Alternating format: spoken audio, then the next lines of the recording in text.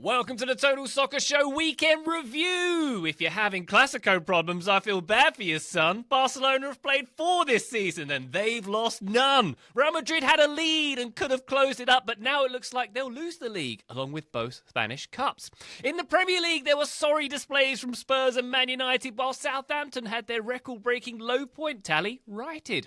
In Italy, just a point separates the top 2 teams, and in Germany, Harry Kane got to act out his trophy lifting dreams. My name's Ryan Bailey. Joining me today, it's your friend, it's my friend, it's Taylor Rockwell. Hello, Taylor Rockwell. Hello, Ryan Bailey. They've also got 99 goals, and Lamine Yamal has one to continue your rhyme scheme, because my goodness, do Barcelona score a lot of goals. Don't always defend a lot, but man, do they score some goals. Yeah, Hansi Flick was, it's 90-something goals, isn't it, they've scored at this point? I don't know. That makes that rhyme even better, because I was just trying to find it on the fly. I think it's 95 off the top of my head, something like that. And Hansi Flick was asked about this, and he said, yeah, it's really stressful.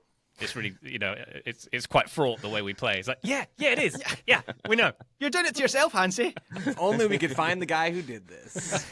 We're all looking. Was he wearing a banana suit saying we must find whoever did this? Because if so, credit to him. Indeed. Graham Ruthven, how are you? Good weekend? Yes, very good weekend. I did not expect Ryan Bailey to be rapping Jay-Z lyrics at the top of the show. That was not on my bingo card. Have you got anything more? You got a line from Big Pimpin' for me? Or... Wait, Jay-Z, that was an original creation I put up there. That must be coincidental. Yeah. That is completely coincidental. Yeah, I mean, Ed Sheeran's been using that excuse in court for years, so you can use it as well. Ooh, spice from Graham. Ed Sheeran spice. I like it. Joe Lowry, how are you, sir? I'm great. I think we need to work on a rapper name for Ryan. I don't feel confident enough in any of my ideas. Lil Ry Guy. His daughter's already came up with it. Oh, of course. And we get that picture as the album cover as well. Sold. Oh, I thought we were just going to give him Young Gank. But if he wants to be Lil Ry Young Guy, Gank, that's Yeah. good. Not That's bad. really good. LL Cool Ry, give me that. No? I like A little too LL Bean-esque for me, but that's all right. Maybe that's cool, what makes right? it good. Yeah. Kids like LL Bean, don't they? Right? Yeah, everybody does. Joe is correct. 10 points to Joe. Thank you. Excellent stuff. All right, lots to get to on this weekend review. Of course, we're going to lead with the Clasico. Before we get there, patreon.com/Total Soccer Show is the best way to support us. Bonus episodes. We've got Weekend Review Extra coming to the feed. We've got bonus video and access to our Discord server. It's all kicking off. LL Bean all over the place on our Discord. Everyone is that cool. I hope they're a sponsor this week. Patreon.com/Total Soccer Show, please. And thank you. And also, if you want to see Joe in a hat, Taylor in a hat, Graham in an Inter Miami shirt, YouTube, this episode's there. Come check us out. Subscribe and like, smash things. Thank you very much. All right. Ryan, LL Cool Ry is the opposite of the B Sharps from The Simpsons, in that one I think starts funny and gets less funny the more you hear it. LL Cool Ry keeps making me laugh and making me laugh even harder. I think that is probably the name, and I like it a lot. Excellent. All right. Let's make that canon. Thank you very much. It's better than Little Ry Guy. I'll take that. Very good. All right. Tell your daughters that. She won't like that critic, I imagine. No. We'll work on it. Anyway, let's go to Spain, shall we? We'll kick off with the Clasico here. Woo! Barcelona 5, Real Madrid 3. Yet another fantastic game between these two sides. The 4th Clasico of this season in a 4th stadium. And Madrid, as the intro inferred, have lost all 4, 2 in cup finals, and now likely this game that puts the league out of reach. Barcelona 7 points clear with 3 games to play. Joe, what a game this was. Barca fighting back from 2 goals down, and Mbappe scoring a hat-trick and losing, just as he did in 2022 at the World Cup final. That's his thing. Lest we forget. Yeah, that is his thing. That is his brand. What do we have? Eric Garcia and Lamine Yamal, and 2 for Rafinha in this game. Wild stuff, Joe. Yeah, the real storyline is everybody's wondering how many goals it's going to take Eric Garcia scoring before Graham repents of all of the slander that he tossed Eric Garcia's way. That's the first thing that crossed my mind when he scores that goal in the 19th minute. Nodding. At least one more. It's always at least one more. That's well played, Graham. This game was everything that the scoreline makes it sound like it was. This game was everything that El Clasicos are. This game was everything that FC Barcelona games are Hang on their Joe, own. just for a sec. I think I said 5-3. It was 4-3, Yeah, you did. wasn't it? There was one chalked off, wasn't there? Sorry yeah, but about that. I'm not gonna correct you anymore after the Tom and Jerry fiasco of last week when you were totally right and I was totally wrong. I'm on like a 1 week self-imposed suspension from that sort of thing. This game was bonkers, right? And this was, in some ways, just pure unadulterated Barcelona, truly, because you start this game And Barcelona are in control of a lot of the ball early on in this match. They're doing the things that we would expect them to be doing, and they're making the kinds of mistakes that we would expect them to be making. The first goal, and Szczesny has gotten toasted for this on social media, and he doesn't handle it well, but it's Kubarsi, really, who doesn't control the ball well at all, tries to play it back to Szczesny after he's made a meal out of the whole thing. Not enough on the ball. Szczesny comes out for it. Mbappe beats him there. Szczesny clears him out, and it's a penalty for Real Madrid. 1-0 inside of 5 minutes of this game. They're up on the road, and you're starting to think, oh, the title race is about to look different, and this game's about to look different. And then you're really thinking that when Kylian Mbappe just races right in behind, and it is a classic Vinny Jr. Kylian Mbappe counterattack. It's textbook stuff, really, after they pick the ball off of Lamine Yamal higher up the field, and they go and race, and it's 2-0. And you know that Barcelona aren't out of this game because they're never out of any game. But, I mean, can they really do it again? Can they really claw their way back into yet another game in like an incredibly short period of time after they've done it in the Champions League? Oh, yeah, they can. And Barcelona were very good for large portions of the game from this point forward. They were the better team on the day, even with their mistakes. Real Madrid made sure that they tossed some mistakes into the fray as well. This game was absurd, and in some ways it was completely expected, and that's why I love this Barcelona team. Yeah, Barcelona are doing a lot for the 2-0 as the most dangerous scoreline in football cliche recently. I have to say, Joe, to your point on them being 2-0 down and the comeback coming, clearly that has been the case for them in the last few games. I wasn't sure the comeback was coming in this game, just because they went 120 minutes against Inter a few days beforehand. I thought Real Madrid, for the first 15 minutes of this game, were having real joy, and obviously they were 2-0 up, so they were having joy in the counter-attack, but they were also having joy in restricting Barcelona. It was a slightly different setup from Ancelotti. They were in that back five when they were set up deep in their rest defence. In previous games, they've attempted to go 4-4-2 against Barcelona out of possession, and they've just been picked apart. It's been way too passive, way too many gaps through midfield into the defence. So for the first 15 minutes, I actually thought the setup was working for Real Madrid. As I say, you factor in the fatigue of the Champions League. So I wasn't sure that we were going to get the same sort of fight back from Barcelona, but how foolish I was made to look when Barcelona came roaring back and did the Barcelona thing. And they've just got so much attacking quality from Rafinha and Lamine Yamal. That little cross to the back post that Yamal does is the most dangerous ball in world football at the moment. And he can play it from anywhere as well. He can play it from out wide, he can play it by cutting inside, he can play it deep, he plays it on the edge of the box. But Rafinha as well, we have probably spoken more about Lamine Yamal this season than Rafinha.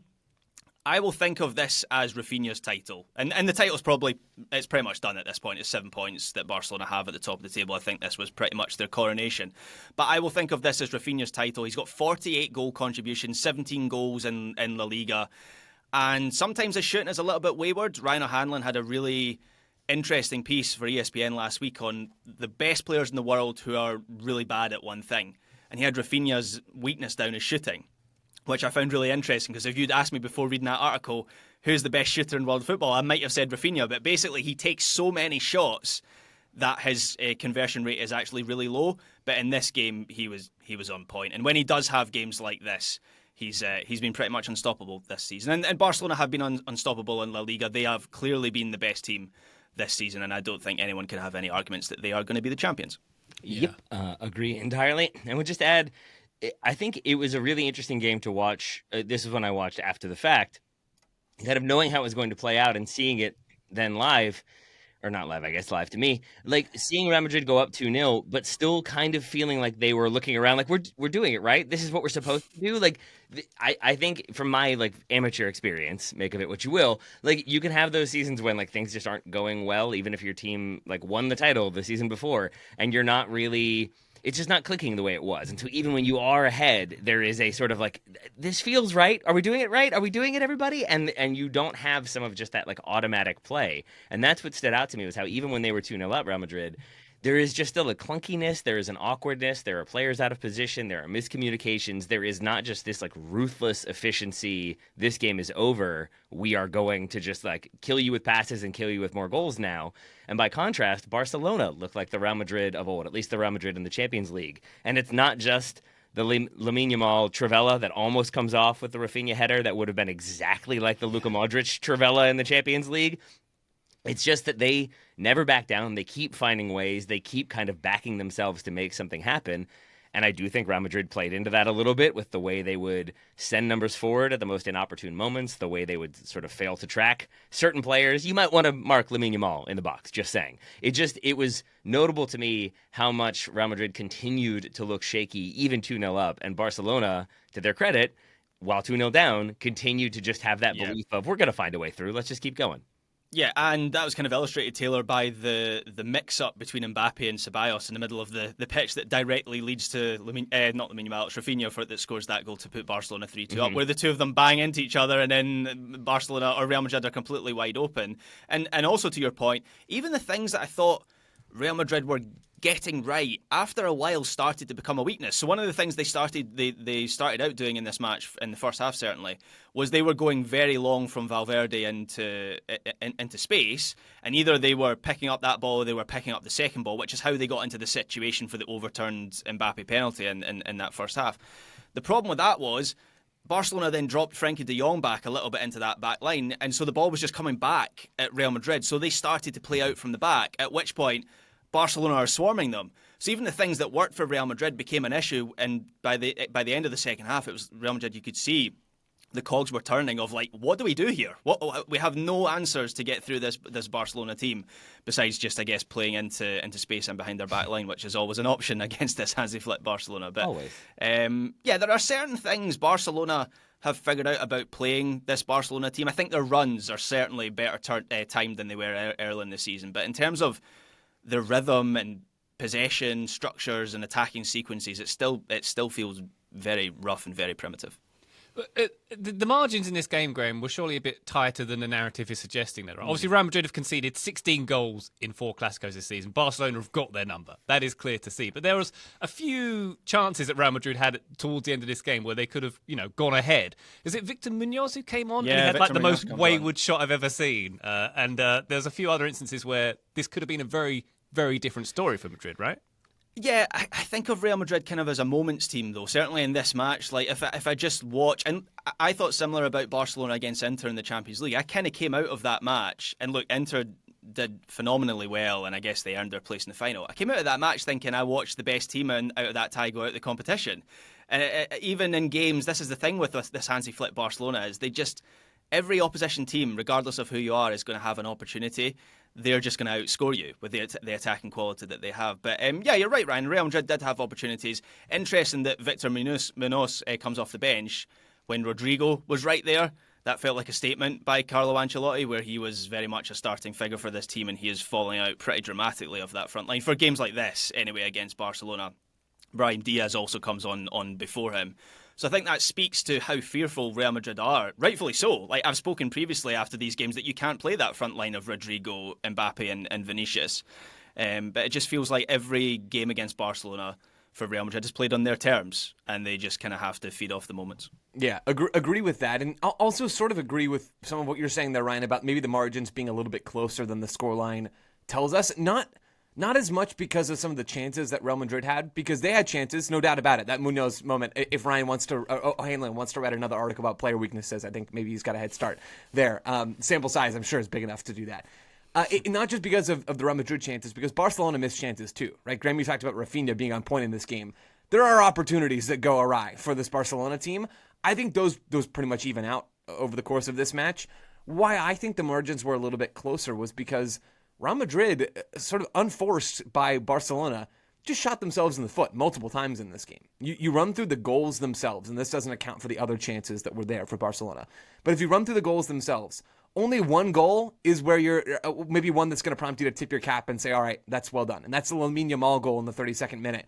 And he scores what is the classic Yamal goal at this point in his career, where he just bends it far post with his left foot from the right side of the box. Like that is the Lamine Yamal goal. He scores it. There's not much you can do to stop him in that moment.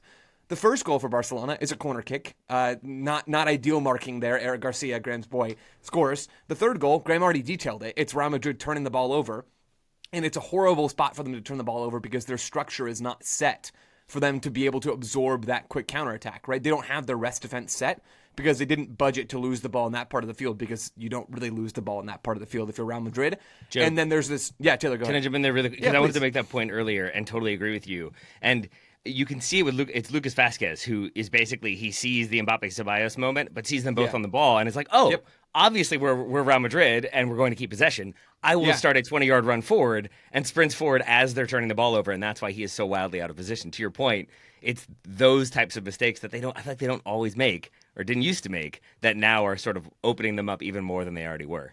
Yeah, that's exactly how this whole sequence comes together, and it comes back to bite. And you look at the personnel in this Real Madrid backline, and it's not an impressive group, right? It's just not. It's Lucas Vasquez at right back, it's Tchouaméni and Asensio at center back, and it's Garcia at left They're back. decimated by injuries. Yeah, I mean, it's not this is not anywhere close to the best version of Real Madrid. It's not. It's just not, and that is part of what's going to make next season so interesting as they refresh a little bit over the summer. And we talked about this last week in a storyline for the offseason that I am juiced about. But that's the third goal, is the Rafinha goal after the turnover.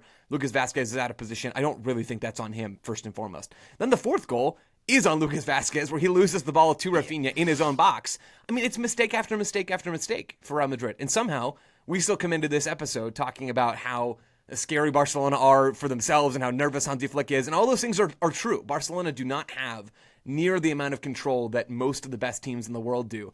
But I think it can be easy to fall into the trap of, because Barcelona's mistakes and concessions come in a unique way, to think that they're the only team on the field making mistakes. And I think that is why the margins were not quite as large as the scoreline indicated in this game, is because Real Madrid made a lot of mistakes too, just as Barcelona did, and theirs ended up actually costing them.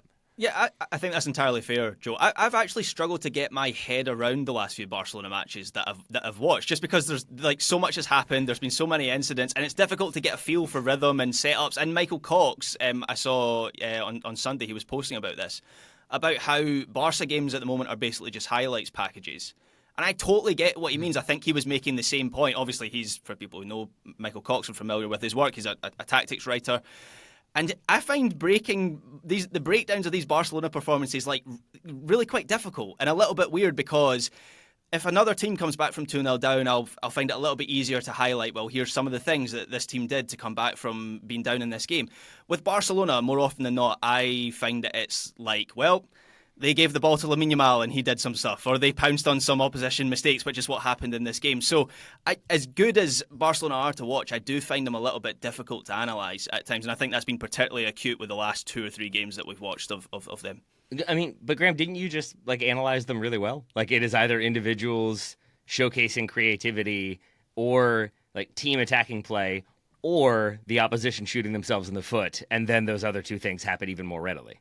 Yeah, I mean, maybe, but I guess what I'm getting at is, a lot of the times I'll think, well, they moved this player to this position to create an overload. Or last week with Arsenal, it was like they had Timber move in centrally to create a little bit of separation from Nuno Mendes. I find that a little bit difficult with this Barcelona team, because they just have really good attackers who will just dribble past an opposition player and stick one in the top corner so often. And that's kind of what they do with regularity, which is great to watch, but from an analysis point of view, I find it a bit weird. It's Happy Gilmore saying, I should just aim for the hole every time. That's so much easier. That's what it is. So my analogy I came up with, I have never owned a boat, a logical starting point for this one.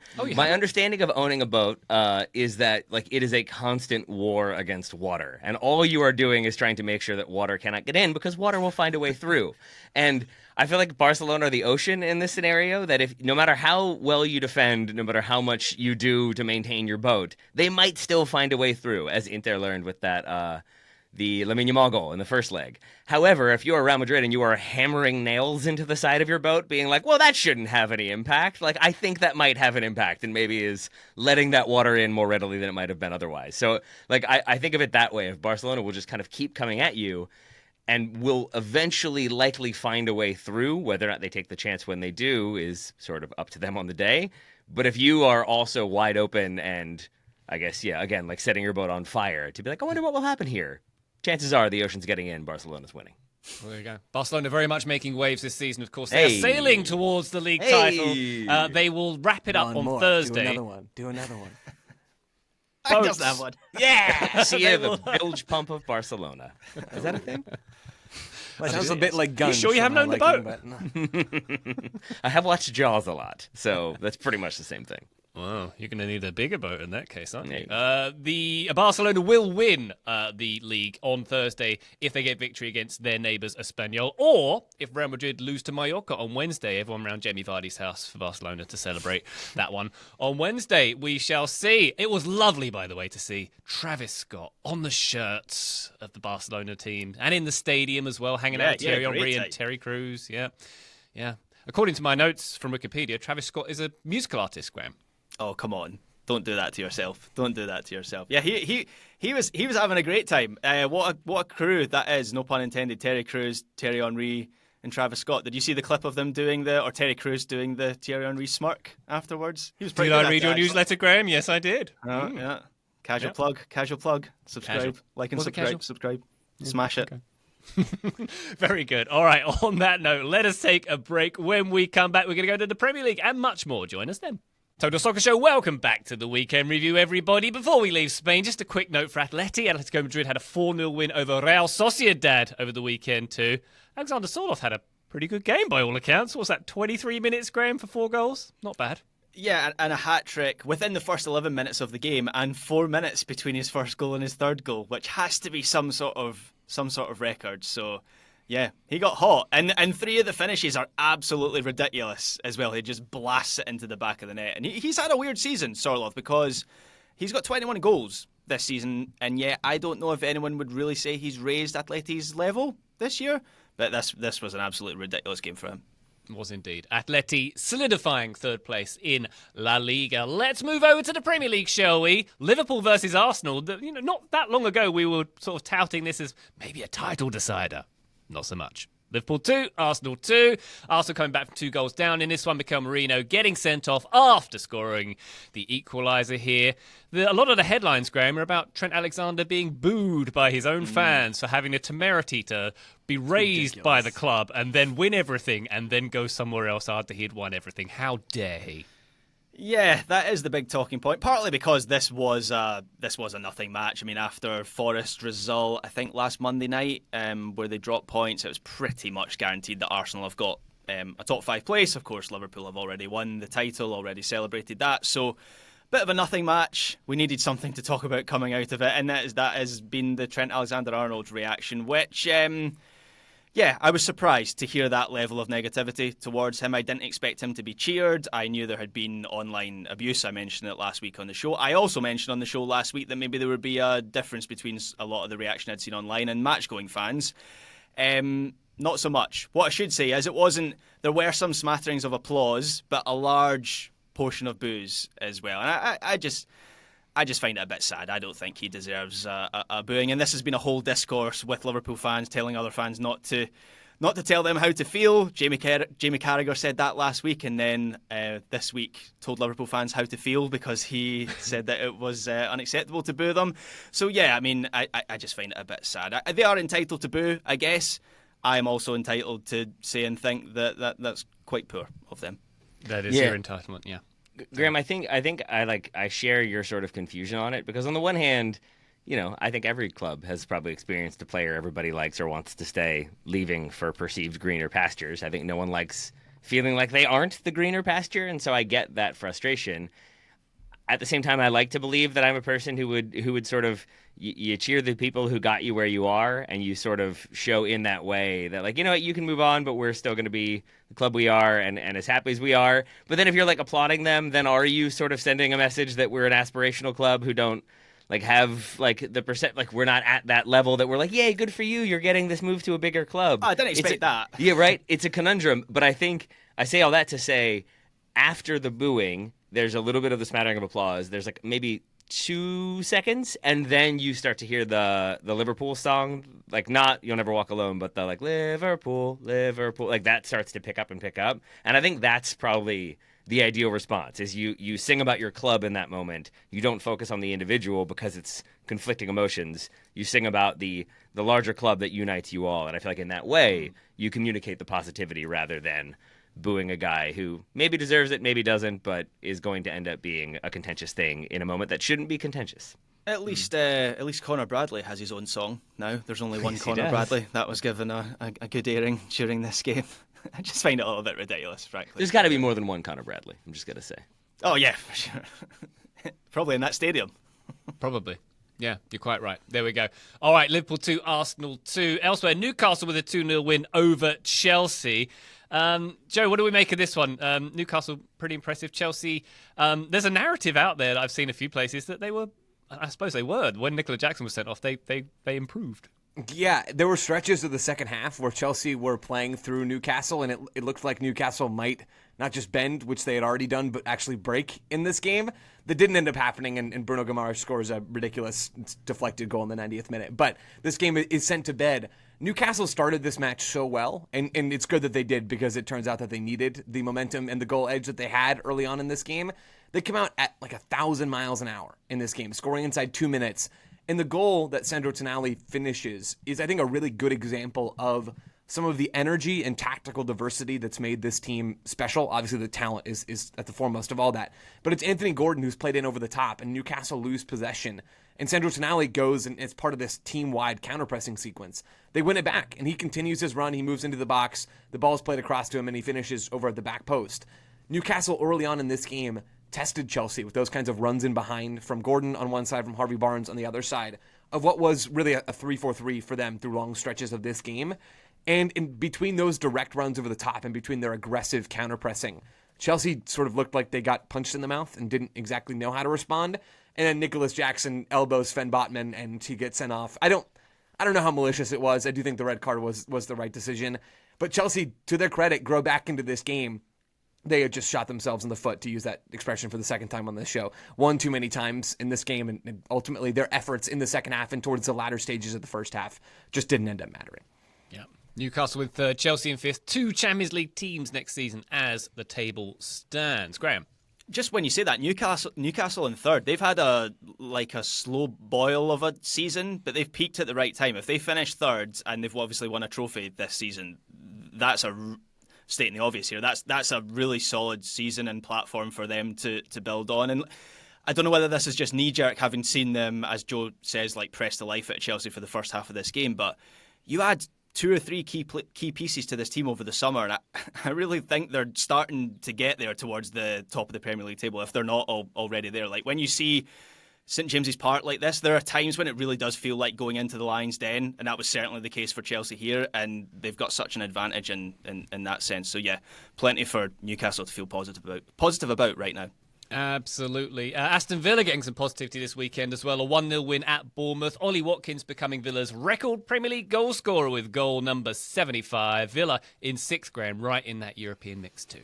Yeah, and Ollie Watkins overtaking Gabby Agbonlahor as Aston Villa's all-time Premier League top scorer, which is a name that maybe underlines how far Aston Villa have come, even in the last 2 or 3 seasons. But yeah, this was another big result for them. They've sort of ground out their last 2 games against Fulham and here against Bournemouth, 2 1-0 wins. And Villa have... genuinely, I'm not even winding Taylor up at this point. 2 favourable fixtures to finish the season. They've got Man United and Spurs, who are the worst 2 surviving teams in the league. So this was a huge for their top 5 chances. I thought Amadou Onana was really important in central midfield. Taylor and I last week highlighted Yuri Tielemans and how well he has been playing. Well, he was out injured for this game.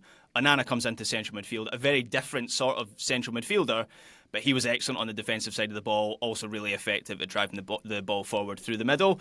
And then, as you say, Ryan, Ollie Watkins scoring the goal, the little finish for the winner was excellent. It's barely a touch, but it was exactly the sort of touch that needed to send it into the far corner. So, again, as with Newcastle, plenty for Villa to feel positive about right now, although they do have some ground to make up in the race for that top 5. Yep. A not very good but consequential game for Southampton. A 0-0 draw against Man City. The Southampton moved past the Premier League record low mark of 11 points held by Derby County. And they do it against Man City. That's a fairly cool way to do it. The fans at Southampton were really, really happy about this awfully ground out 0-0 result that takes them above that. No Southampton player, Graham, made a tackle until the 18th minute. No shots on target. 28% of possession. Ruben Dias didn't enjoy that. No, he didn't at all. This was his quote after the game. They don't even try anything. They just sit and they don't even want to win the game. They just want to be there. It is no good for the show and no good for themselves. It is no good for anyone. The reason they play like this, Ruben Diaz, is because they can't play football. They've got 11 points. They had 11 points before this game. That is reflective of how bad they are. You don't need to underline it, Ruben Diaz. I did enjoy after the game Southampton tweeting Derby County saying, sorry to get your hopes up, Derby County, which was the embodiment of, you know that meme with a guy like celebrating with a champagne, like going crazy, and then the podium shows him like 20th in the podium. It was basically the embodiment of that. So well done, Southampton, I guess. Yeah. Great. Good stuff. That one will live long in the memory, I'm sure. Forest and Leicester, two reasonably local rivals, a 2-2 draw here. Nottingham Forest missing the opportunity to go into the Champions League positions with this one, a late equaliser for Leicester, splitting the points. Forest now down in 7th. Notable for Nuno Espirito Santo being confronted on the field by Forest's owner, Evangelos Marinikas, after the game, who... does he only have one white T-shirt, that guy? That's my biggest takeaway from this. He doesn't dress like a club owner, but also doesn't behave like one, I suppose, Graham, because he came on the pitch and apparently remonstrated with his manager on the field. Yeah, and from what we know about Marinakis, that's very much in character for him. I always remember the story of, I think, Nottingham Forest. It was at Craven Cottage. They must have had a bad result against Fulham last season, and a journalist finding his credentials pass thrown into a hedge outside Craven Cottage. He'd stormed out of the stadium before the end of the game. So, yeah, Marinakis does this sort of thing. For Forest, it feels like this is quite a critical blow for them in their top 5 hopes. I think they've just run out of steam. They've won one of their last 6 games. I kind of think opposition teams have started to flip the script on them by playing Forest on the break. Everton did that a few weeks ago. Palace did it. Brentford also did it a couple of weeks ago. And Leicester, who have been atrocious this season, even they managed to do it in this game. They had some really nice quick transition moments.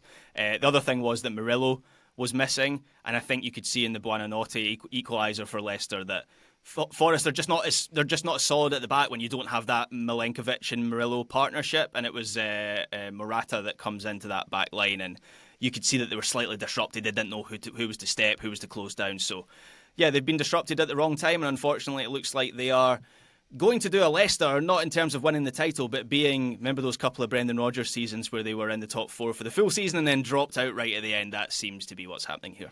Oh, dear. Well, my thanks to Leicester. I won my Survivor League this week because of that result. Very good. Yes, for me. Man United 0, West Ham 2. Yes. Taylor, can I read you the opening line of the BBC report of this one? Uh-huh. Manchester United, I'm going to do it anyway. Manchester United's desperate Premier League campaign looks like reaching a lame and toothless conclusion as Ruben Amorim's Europa League finalists were deservedly beaten by West Ham at Old Trafford.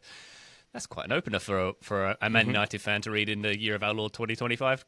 Taylor? I mean, kind of standard at this point, to be honest, in the year of our Lord 2025.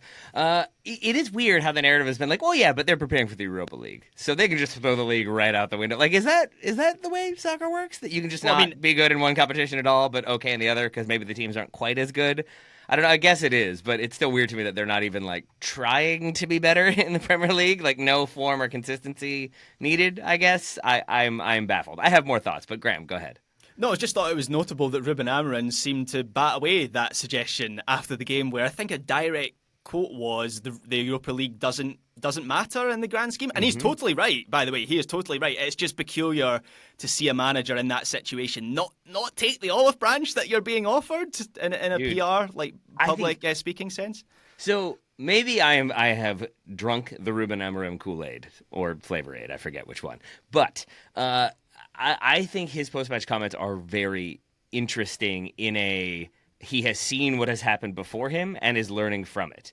Because I think he has seen in the past that when managers at Manchester United have limited success, when Jose Mourinho gets them to finish second, or maybe with Erik ten Hag winning the FA Cup, the club sometimes will stick with that manager, but maybe isn't going to do much more out of an assumption of like, well, we came in second, maybe one signing, and that's all we need. And I think if they win the Europa League, there might be a feeling amongst the United board and the decision makers of, well, they won the Europa League, they're in the Champions League, we don't need to do anything else. Like, we're fine here. And so I think he is positioning it as, it does not matter if we win this, the culture is wrong, we have to do something differently. And I think that's where his other comments that I read about, it feels like they've been portrayed, at least from the way I've seen them, as like, if it's not better next year, they've got to get rid of me. Somebody else deserves a chance to try to figure this thing out.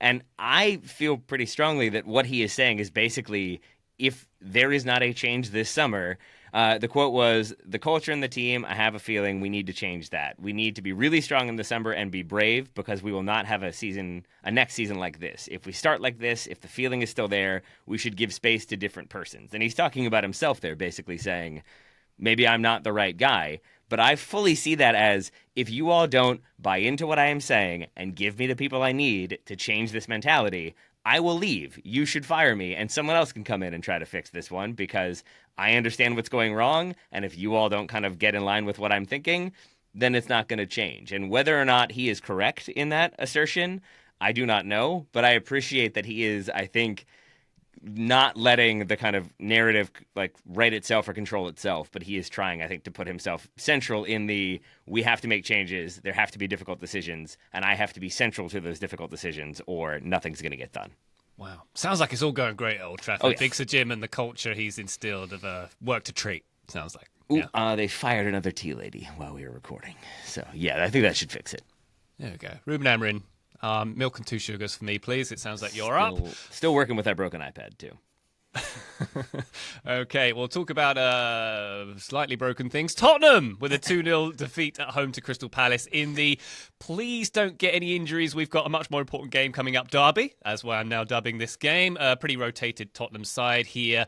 Palace have equalled their Premier League points tally record, 49 points. For a team that's been on and off in the Premier League since the start, I'm surprised they've not crashed through the 49-point barrier at any point, but that's congrats to Palace for that one. But Tottenham, Graham, 17th, 38 points. They've lost 20 games. Ipswich have lost 22 games, bear in mind.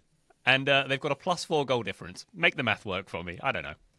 I can't make that work. I think, how many points have they got, Ryan? 38. 38. So the magical survival number, typically. Well, I read that Blackpool, when they were in the Premier League for that one season, they were relegated with 39 points. So Manchester United and Spurs in that season would have gone down.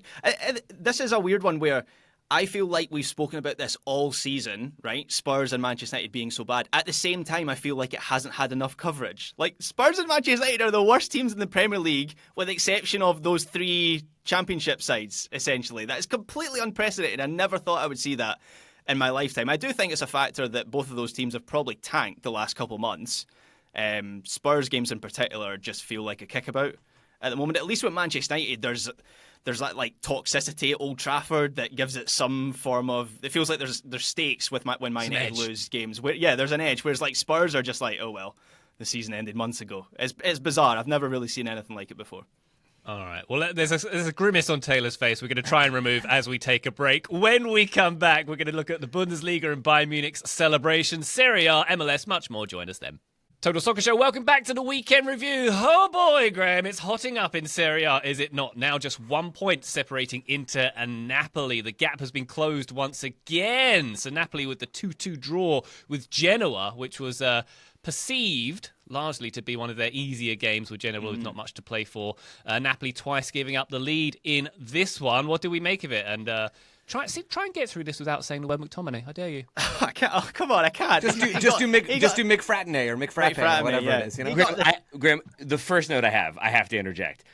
What noise did you make, and how loud was that noise when McTominay went for the bicycle early? On a scale of normal Graham Ruthven to Ray Hudson after that. Oh, it was save closer from to Jan Ray Hudson. Sommer. I was going to say, remember the Ray Hudson thing after the Jan Sommer save. That was it. Do the noise, Graham. Do the noise. He is. I can't. Ah! There we go. That's my best. That was pretty much the noise I made in my living room as I was watching this game. I am, as I've said in the show before, I'm making a point of watching every Napoli game live at the moment, just because it's such a novelty to me to see one Scottish player in particular driving this team forward. But a disappointing result for Napoli here. Not a disastrous one. They still have a lead over Inter, and they have 2 more. You're right, Ryan. This was maybe one of the easier ones, but they still have 2 more favourable fixtures to finish the season. But this was still 2 points dropped, considering the position Napoli were in. The first half I thought was actually quite difficult for Napoli. They took the lead after some really nice play from, I'm not allowed to say his name, McFratme, who drives through the middle, then plays Lukaku in behind, who finishes really nice finish, sort of reverse finish from Lukaku.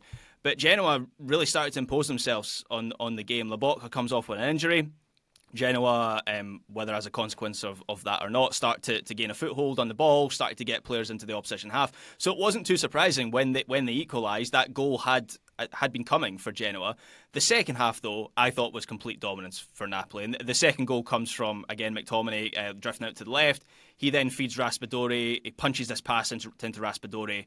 It's a good pass, but the goal is made by this brilliant first touch by Raspadori, who then rifles it into the back of the net. That felt like a really decisive moment. Genoa were completely out of the game. It felt like Napoli were just kind of winding the clock down, as we've seen Conte teams do so often in the past. But then they flip across into the box, and Johan Vazquez wins this header up against two Napoli defenders. It was some header, but it was completely out of nothing, and there's just complete silence. I don't know if there was any away fans at this game, but there was complete silence inside the Maradona. So yeah, this is really going down to the wire now. Yeah, really is. And as you say, they've got 2 games, Napoli, to win Serie A. If they win both of them, they win. Away at Parma on Sunday, and then Cagliari 7 days later. Both those teams currently in the relegation scrap, though, so that's why those ones might be a bit more challenging for them. Joe, Napoli, do we see them as worthy scudetto winners, given how much we enjoy watching Inter this season? I think either one of those teams would be a worthy winner. I sort of planted my flag with Inter earlier in the season, which is the storyline that I've been nervously following to see how that would go. But I'm good either way. Inter are going to win 1 league title. It's just a question of whether it's the Champions League or whether it's Serie A. Both I think are within reach. It's going to be a nail biter. This game for Napoli is such a frustrating one because I watched this one as well, and Napoli were the better team by a lot in this game. And they just could not deal with those types of balls into the box that Graham already detailed. It's a tough pill to swallow. And then you look at Inter and how really comprehensive they were in this game over the weekend, even with a heavily rotated lineup after playing a mentally and physically exhausting Champions League game. That's why you see so much rotation from Simone Inzaghi. But, I mean, Taylor, I know you watched the Inter game as well. Like, they were ruthless and effective for such long periods. They weren't perfect defensively, but they're the better team, and they did what they needed to do to keep themselves around in the title race, if not to actually get themselves in the driver's seat. I don't understand. It defies logic, because if you advance to the Champions League final, I think you would be forgiven for dropping points in the league if you are rotating, if you are prioritizing that competition. Maybe not forgiven, but at the very least, I think you can explain it a bit. But to see this Napoli score, to watch this game, and then go watch that Inter game and see that rotated squad look as effective and as efficient and as determined to win as the first team squad for Inter, and not really look like they are any level of downgrade. There are some moments. Matteo Darmian reminds me that maybe he is not the most elite of finishers, but generally speaking, you had Taremi, for example, come in and just do a very good Lautaro / Marcus Thuram impression and link up play really well, but also create chances and draw fouls and draw a penalty even, which then I enjoyed Vanja Milinkovic-Savic being like, I got the ball though, it's fine. And the most clear-cut goalkeeper taking out an attacker I think I've seen in some time. Credit to him for doing his best to try to plead innocence there. But I found that to be, narrative-wise, such a compelling game for Inter, because it just felt like, no matter what, they're going to win games and just kind of come at you and play their game and control it, even if they are resting their entire starting midfield and a lot of their defenders for attack. It's ridiculous that they looked as good as they did. And Napoli, by contrast, I had in my notes at one point, they remind me of Conte's Chelsea, where when Chelsea win the title and he kind of just gets everybody playing in lockstep and everybody understands the system and the style and the approach, and there is a harmonious blending of physicality with technical play, with strong defensive play.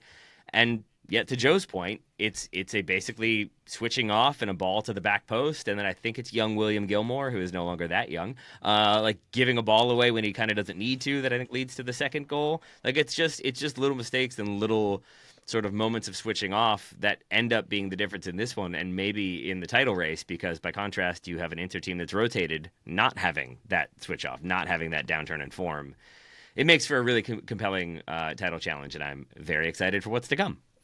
Yeah, same here. The less fairy tale-y reading on Inter's win in this weekend set of games is that they spend more than 3 times more on their salary bill than Torino do. So that is the less fairy tale lensed glasses view at this game, is that the players they still had on the field are good enough to win this game 9 times out of 10, even without the big guns. The spending disparity between the best of the best in Europe and the not that is huge. And it does sort of explain how teams like Barcelona can go from being gassed to going and still playing an absurd game against Real Madrid. Not a spending disparity there, really, but still an insanely good team that has stacked the best players in the world on it. And for Inter, slightly different story. But you rotate that 11, and those are still very, very good players that you would reasonably expect to do quite well in a game like this. It is a credit to them, though, ultimately, that they actually went out and did that. I still find it incredible that Inzaghi's rotating this much in the final few weeks of a league title campaign. Like, obviously, there's reasons for it, but like he's throwing the dice so hard. I admire the cojones, or whatever the Italian word for that is. McFratness. The palle, I think it is. I didn't watch this game, so I haven't seen any of the highlights really. But I'm looking at this team now. 2 first-team players in the entire starting lineup: Bastoni and Jan Bissett. It was one last week.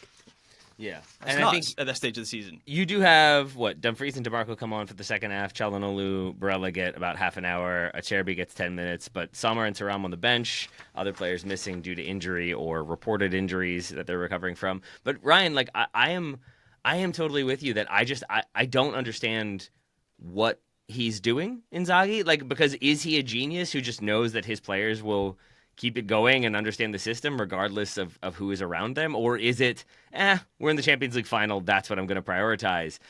Because I would have assumed that, except that they just keep winning. And I think that there hasn't been any sort of like drop-off in results is what continues to make me confused. I think we are underestimating just how badly Inter want to win the Champions League. I kind of touched on this last week on our Champions League review, but like this has been an obsession for them for the last 3 years. And so if they would absolutely take winning the Champions League and losing the Scudetto race to Napoli, but they are going pretty extreme with the measures they are taking to get there. I just think I agree with you. It's just strange to be like, yeah, they're prioritizing the Champions League, so they're heavily rotating. Oh, so they've lost a bunch of games. No, they're like very much in the title race and could very well win it. I'm like, oh, okay, but they're so which one are they rotating? I'm confused now. It's just a credit to Simone Inzaghi, not the Inzaghi brothers, but Simone specifically. Napoli helping them out, to be fair, by dropping points. That does help your gamble in this circumstance. A weird one, though, because this game was delayed a couple of times, a medical emergency in the first half, and then a thunderstorm so bad that the halftime was extended to 30 minutes.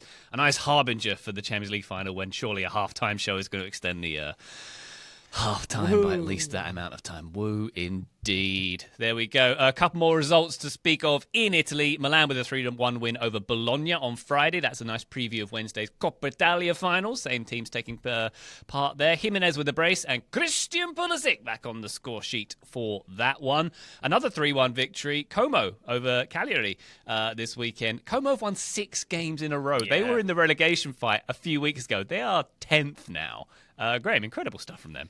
Yeah, they're on a roll. I think that's who Inter have in the final season, right? Away from home, they've got Como in the last season, so that's the one I'm circling. I think Inter have Lazio at home, which you would maybe expect them to win that one. It's the Como game that I think might be the stumbling block for them. And of course, Cesc Fabregas is their manager. And I'm not going to pretend I've watched a whole load of Como this season, but I know a lot of people who I respect and trust who think Cesc Fabregas is a very impressive young coach. So I'm excited. Terry to Crews, see was that Terry Crews, Graham? Terry Crews, yeah, Terry Crews and Thierry Henry. It was a reel on Terry Crews' Instagram after he did the Thierry Henry smirk. He went on to break down Cesc Fabregas' tactical approach.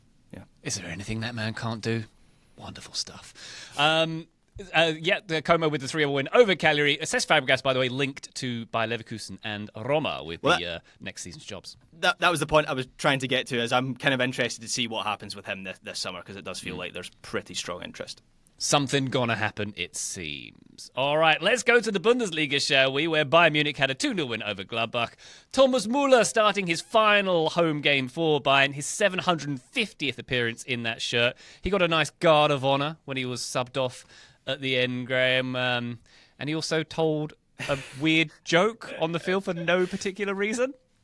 Yeah, I love Tom Müller. Most players, when they're given the mic after their last game, they just say something about how they'll miss the fans or like they've enjoyed their time there. Müller tells a joke about a cake at a funeral that I think got some generous pity laughter. It wasn't particularly funny, was it? Or is that just me?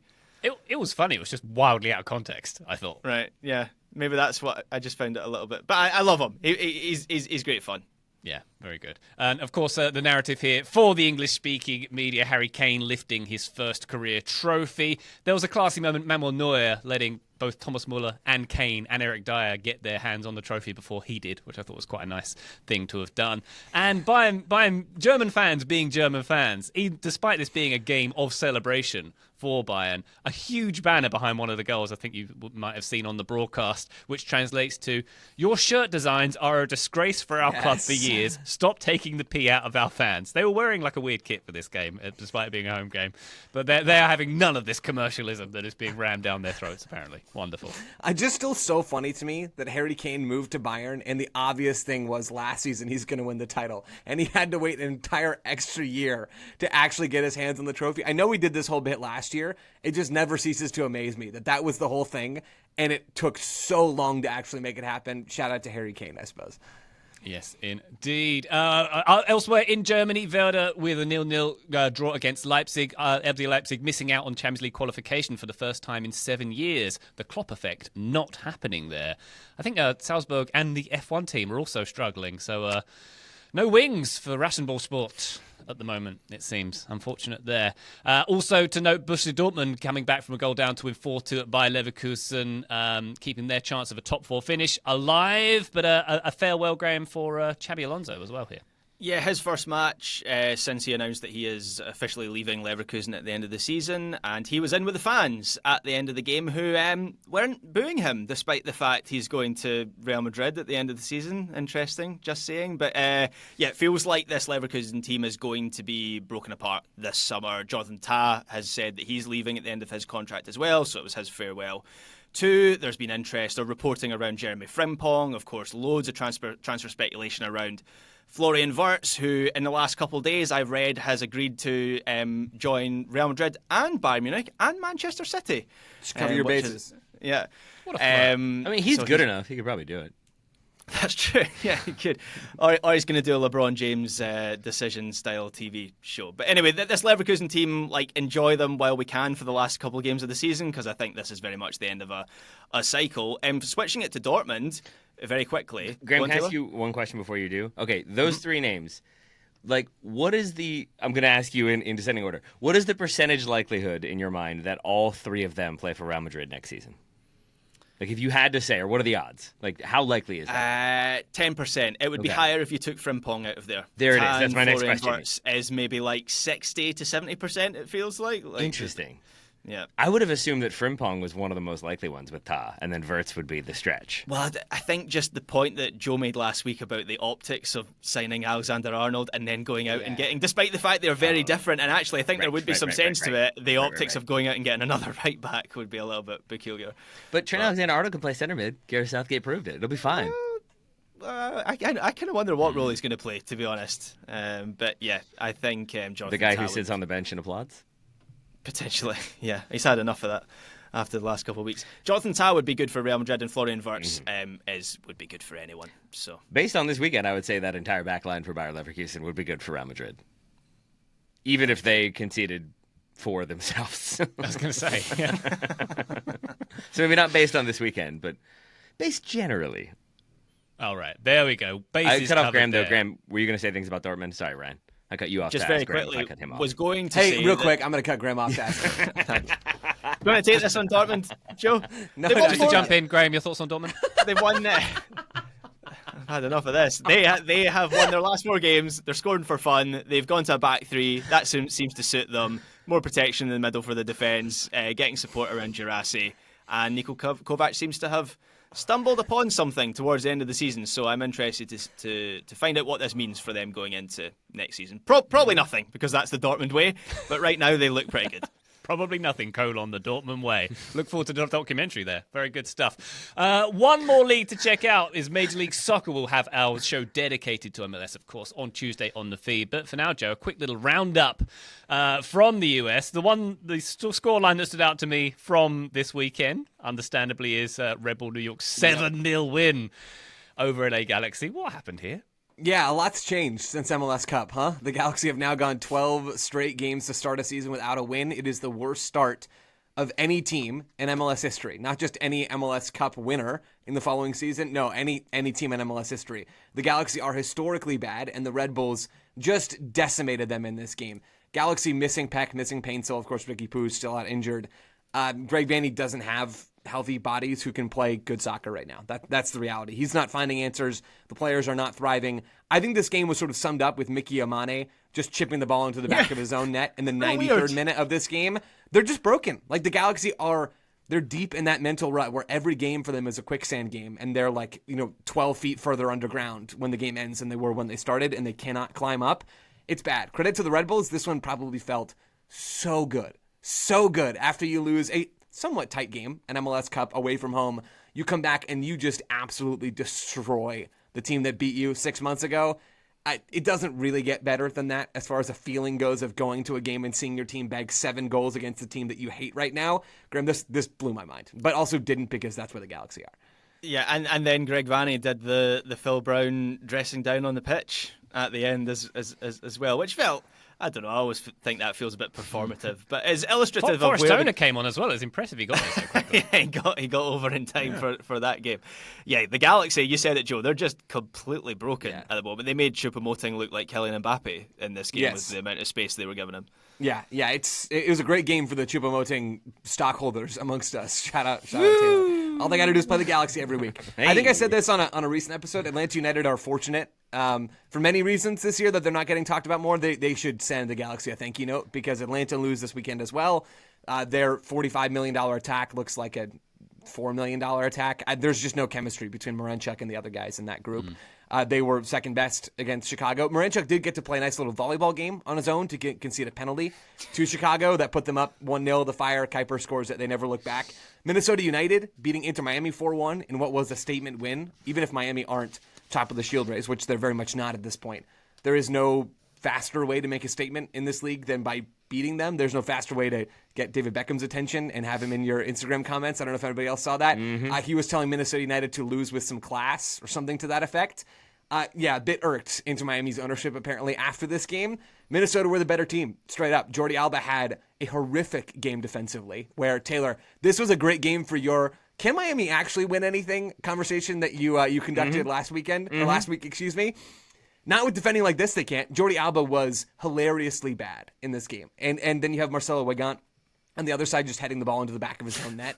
It was awesome stuff. Minnesota played good ball. Miami played a horrible ball. That's pretty much a summary of this game. Very intrigued to see what happens for both of those teams. And the last game maybe I'll highlight, because I know we'll do more of this tomorrow, is Vancouver 2, LAFC 2. This was a Sunday night soccer game. LAFC get out to a 2-0 lead. Vancouver did not start well. They did not play their best game of the season. Brian White bags a brace. They get back in this game. They end up drawing 2-2. My opinions on both of these teams didn't really shift after this game, which is to say, I still think Vancouver are really good. And when they don't shoot themselves in the foot, they are pretty much impossible to stop at the moment. And LAFC have the juice to be able to score some goals. At this stage, I think that's 4 straight games for them with 2+ goals. And defensively, they are still an effective team, even though they do concede 2 to Brian White. I've got stock in both of these teams. Caps still on top of the Shield race. They are cruising right now. They are indeed. Joseph Larry, thank you very much for MLS Corner there. More on the feed on Tuesday, as Joe noted. But for now, that is the weekend review neatly wrapped up. Taylor Rockwell, thank you very much indeed for your services. Thank you, my rapping friend. Thank you very much, Graham Ruthven. What a touch. Graham, did you want to say anything about Dortmund before we go? No, I think I'm good. I'll keep it for the Patreon. Okay, cool. Yeah. Very good. Thank you. Good reminder, Graham. Patreon.com/Total Soccer Show for weekend review extra and much more. Joe Lowry, thank you very much, sir. Thanks, LL. From LL Cool Rye and the gang, that's it for this episode. Keep it locked on the dial here on Radio Smooth. But for now, bye.